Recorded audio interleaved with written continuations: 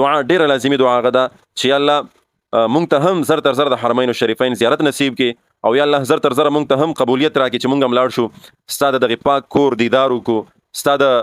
مهربانه پیغمبر محمد عربي صلی الله علیه وسلم سلام وکړو د هغې روضې ته حاضري وکړو الله رب العزت زمونږه او څومره مسلمانان چې اوس دا ویډیو ګوري د ټولو دی الله رب العزت نصیب کړي الله ثم الحمدلله ملګرو د ما دا نننی کلیپ دا داسې دی چې یو زیری دی او دا زیری د ټولو مسلمانانو دپاره دی زیری داسې دی چې الحمدلله حجر اسود کولاو شو د بیت الله شریف نه چې کوم بارډر تاو شوی و چې نږدې به څوک نشو ورتلی لاس به یې ورباندې نشو لګولی د حجر اسود نه چې دی بوسه به یې نشو اخیستی موچې به یې ترې نشو اخیستی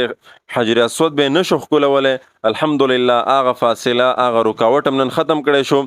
د نن نه که تاسو خیال وکئ نو درې یا څه دپاسه 3 کاله مخکې یو عذاب راغلو په ټوله دنیا باندې او دغې عذاب چې هغه کرونا و دغې کرونا ټوله دنیا متاثره کړه خو زیات چې څوک متاثره کړه زه بار بار دا یو خبره کوم هغه مسلمانانو څنګه ګوره زمونږ استاسو بیت الله شریف متاثره کو مسجد نبوي متاثره کو حج متاثره شو د بیت الله شریف عبادتونه چې کم بکیدل پکې هغه متاثره شو منځونه تراویح متاثره شوي زمونږ عملونه نه دي صحیح شوي دا یاد وساتئ ښه زمونږ عملونه د مخکې نه نورم په بله روان یو خو الله رب العزت فضل وکړو رحم یې وکړو او ډیره د عافیت معامله یې وکړه چې هغه کرونا الله رب العزت ختمه کړله حرمین الشریفین کولاو شو دا ځل ډېر خوندور حج شو الحمدلله عمرې کولاو شوې او بیا پکې د الله د فضل د پاسه بل فضل چې الله رب العزت وکړو د رحم او کرم د پاسه چې الله رب العزت بل کم غټ رحم او کرم وکړو هغه دا و چې د بیت الله شریف نه چې د دې کم بارډر ته وکړی و چې نږدې څوک نشو ورتلی هغه بارډر هم نن ختم شو ورسره حجر اسود ته هم چې دی ازادي ورکړله چې یاره تاسو اوس ورتلی شئ حجر اسود ښکلولی شئ نږدې ورتللی شئ نو دا د الله رب العزت یو ډېر غټ فضل دی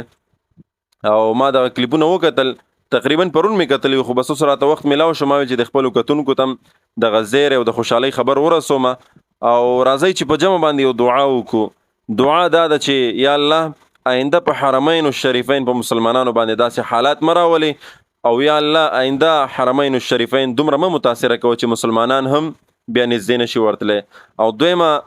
دعا ډیره لازمي دعا هغه ده چې یا الله مونږ ته هم زر تر زر د حرمین الشریفین زیارت نصیب کړي او یا الله زر تر زر مونږ ته هم قبولیت راکړي چې مونږ هم لاړ شو ستا د دغې پاک کور دیدار وکړو ستا د مهربانه پیغمبر محمد عربي صلی الله علیه وسلم سلام وکړو د هغې روضې ته حاضري وکړو الله رب العزت ته زمونږه او څومره مسلمانان چې اوس دا ویډیو ګوري د ټولو دی الله رب العزت نصیب کړي الله رب العزت زمونږ او ستاسو حامی ناصر او مددگار شي السلام علیکم ورحمت الله وبرکاته